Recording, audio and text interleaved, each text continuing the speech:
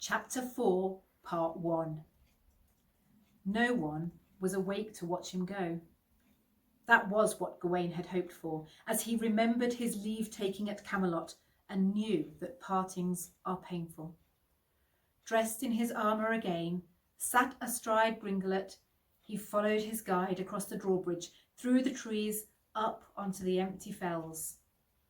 Flocks of small birds wheeled against the sunrise, settling in the snowy heather until the horses drew near, then scattering into the sky again to wheel and settle further on.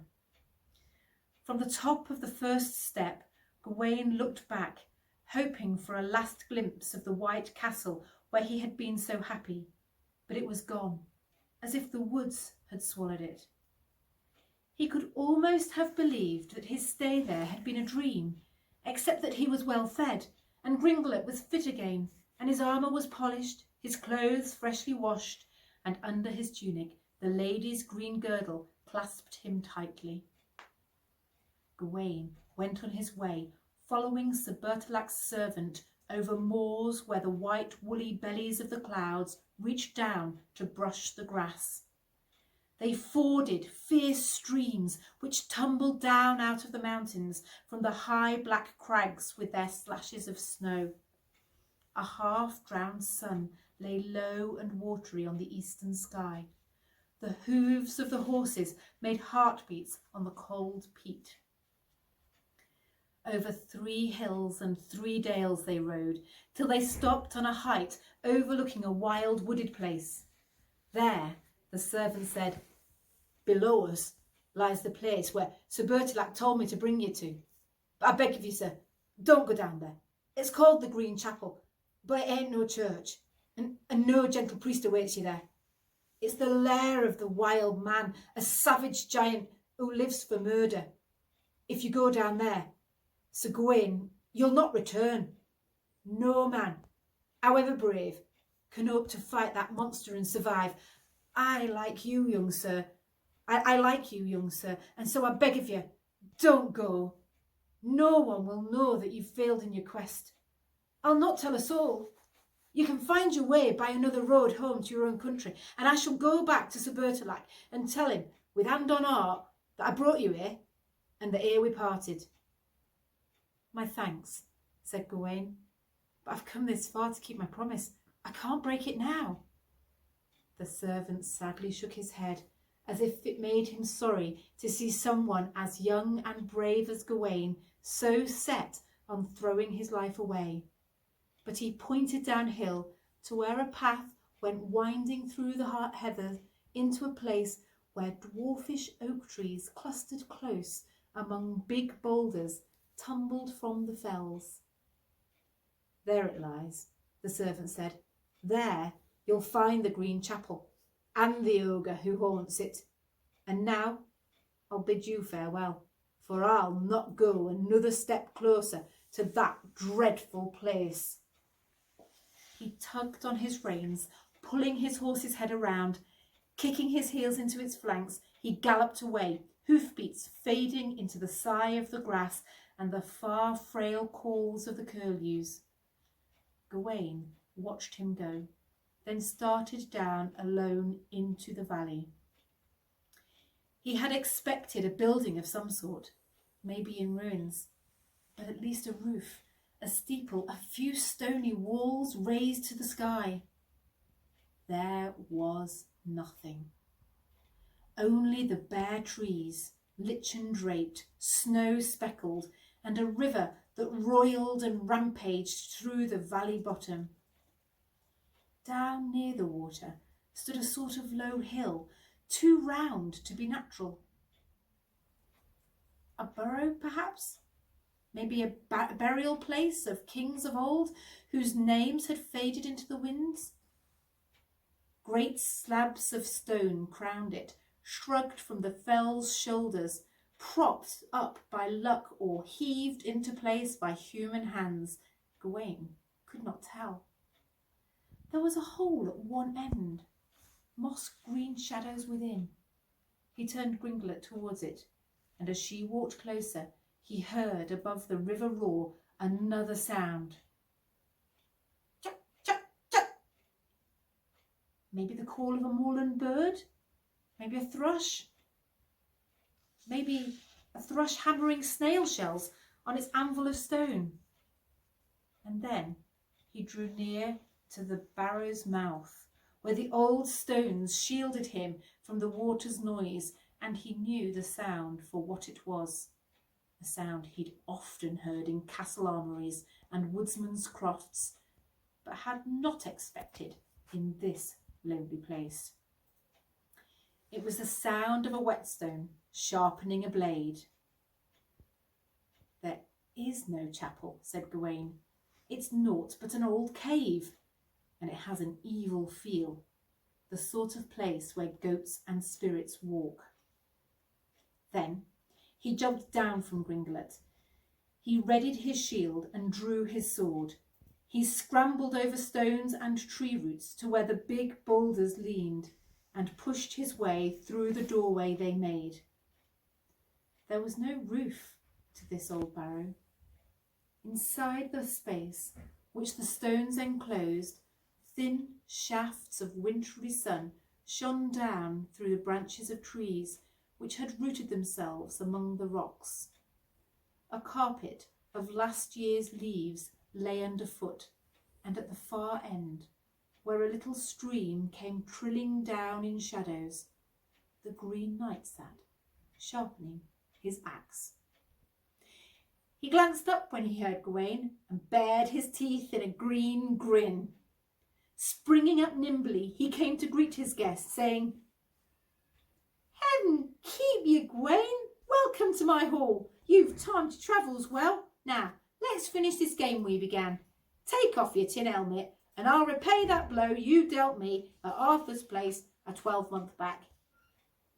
Gawain took off his helmet and the padded cap which went beneath it. He shook out his hair, gold in the sunlight. He saw before him an old square stone, like a mossy table. He propped his sword and shield next to the stone and leaned over it, baring his neck to the green man's blade and doing his best not to look afraid.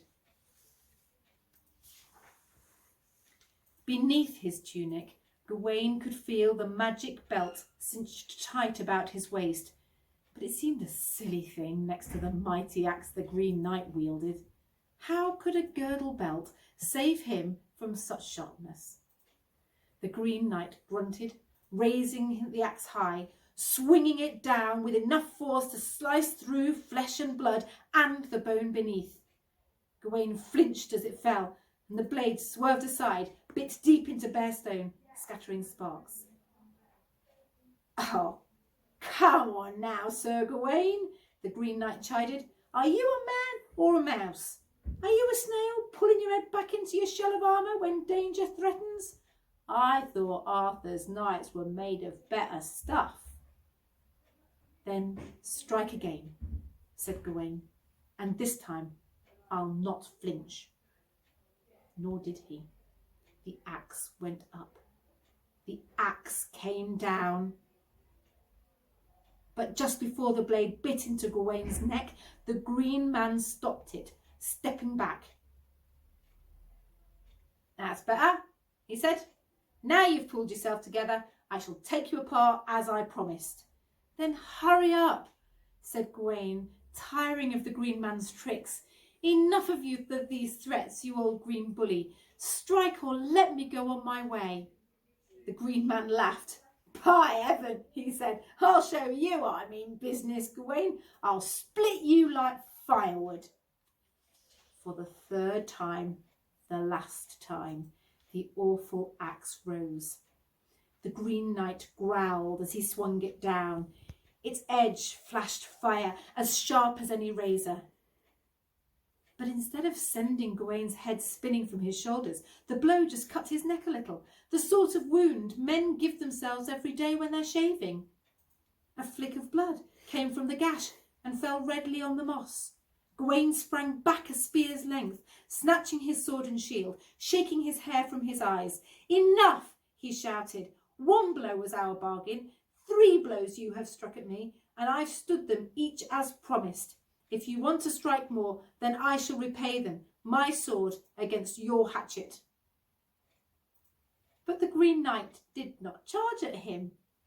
He just stood there, laughing, leaning on his axe, and the steam of his hot breath hung in the sunbeams like dragon's smoke and made a mist to hide him.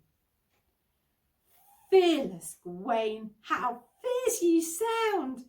But put away your sword now. It was nought but a game all along, and now it's over." And the mist cleared, and it seemed to Gawain that the Green Knight had changed. He was as green as ever, but Gawain knew him now, that loud laugh and kindly smile.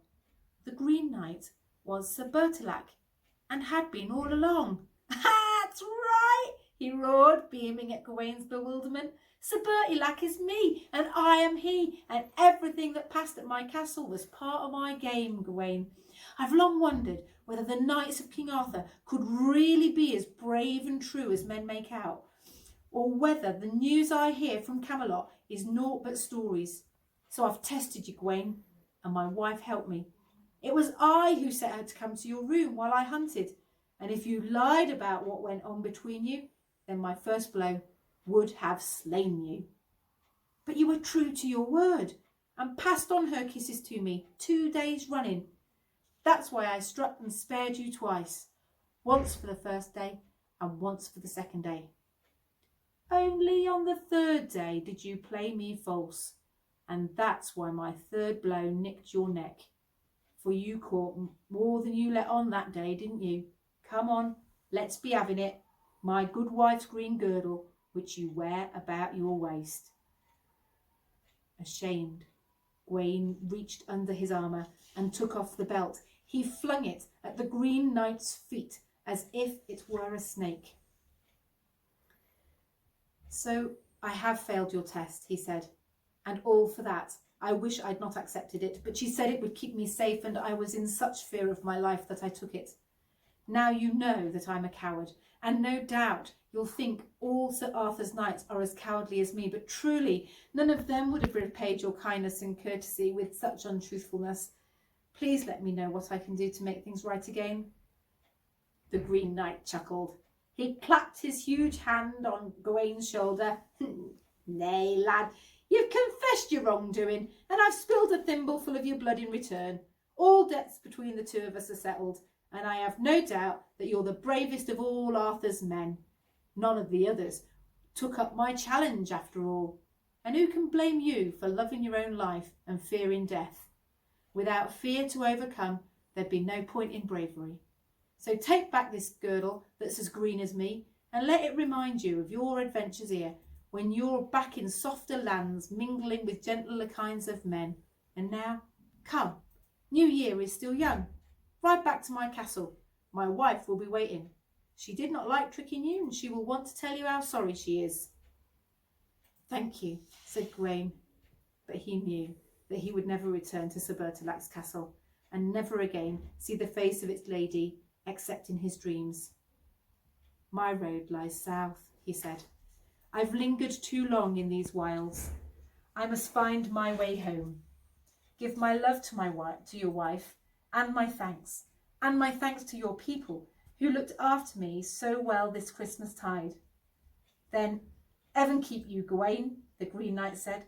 He tied the green girdle around Gawain's arm, knotted it right over his armour to remind him of his adventures and the lessons he'd learned at the Green Chapel. Then Gawain mounted Gringolet and rode away. He glanced back once and saw the Green Knight still standing at the entrance to his chapel, with one green arm upraised to wave farewell.